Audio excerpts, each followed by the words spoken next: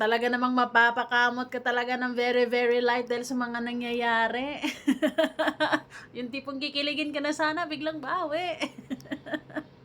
Anong gagawin? So, medyo naguguluhan ng mga Jim Fiang fans ng very, very light dahil sa pangyayaring ito from last night. Aba naman, Fiang, ano ba talaga?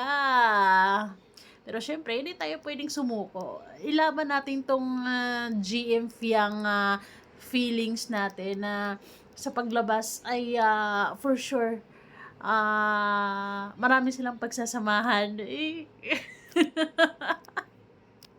Wala na, hindi ko na pinipigilan yung sarili ko para maramdaman yung love, yung kilig sa dalawang ito. Bahala na, no?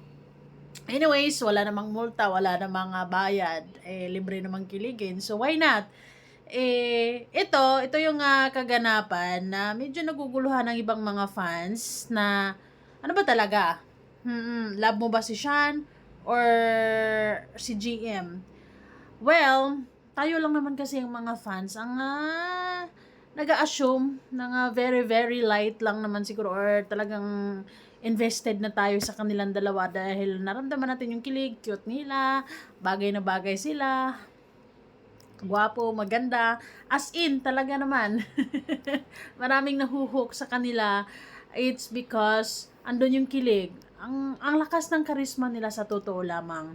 Ngayon, may alam naman nating lahat na may manliligaw itong si Fiang sa loob ng bahay, sa loob ng bahay, sa labas.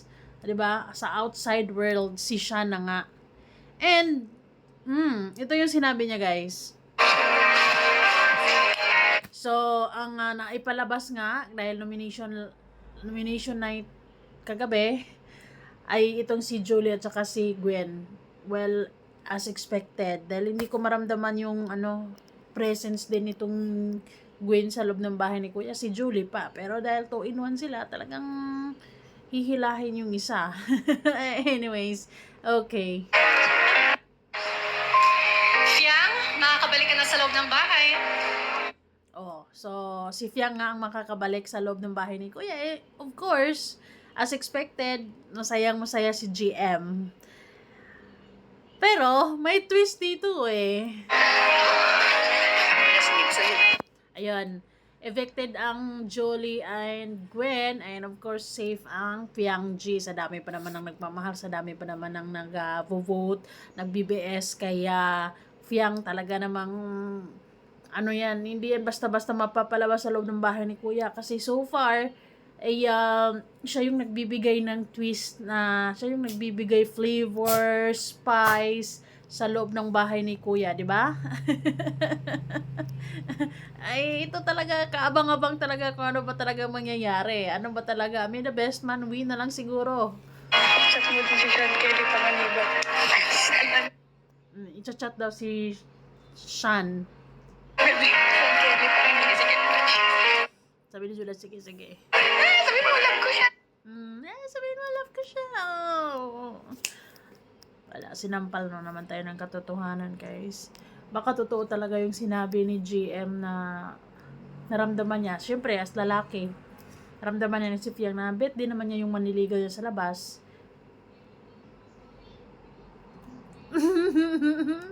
Nakakalito. Siguro pagkatiwala na lang talaga natin to kay Kuya.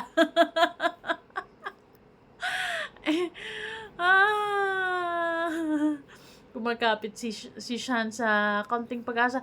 Well, hindi man tinatago ni Fiang yung manliligaw. Actually, she's being proud nga sa manliligaw niya sa loob ng bahay ni Kuya. Kinikwento niya sa mga housemates, di ba? And paano naman tong nararamdaman nating kilig?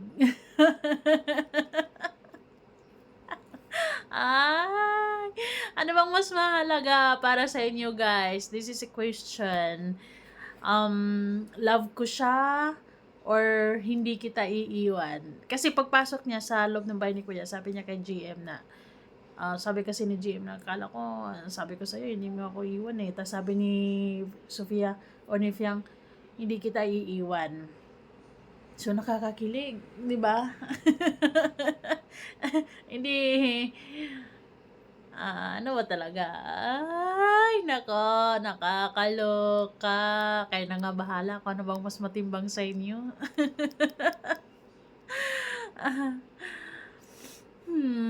Alam niyo guys, mas matimbang yung hindi kita iiwan. 'Di ba? Pwede ka namang lahat, pwede kang mahalin ng lahat, pero hindi ka pwedeng ano daw? Ay, may mga sitwasyon na pwede ka namang mahalin ng lahat. Pero hindi lahat ang manatili sa inyo, sa'yo. Ganon. Nakakalito din ako, no? Nalilito din kasi ako, eh. I mean, nahirapan ako. Kasi sa loob ng bahay ni Kuya, isipin mo talaga na, or si Fiang kasi talagang inamin niya na very cleaning nga siya, or siguro very friendly lang talaga siya sa mga kalalakihan. And may mga ganong babae na nakakahanap sila ng comfort, or nakakahanap sila ng friendship sa mga kalalakihan, and they're being too close and super ganito, touching, ganyan. But for them, it's just plainly friendship. But how about kay Kuya JM? What if ma-fall na ang person?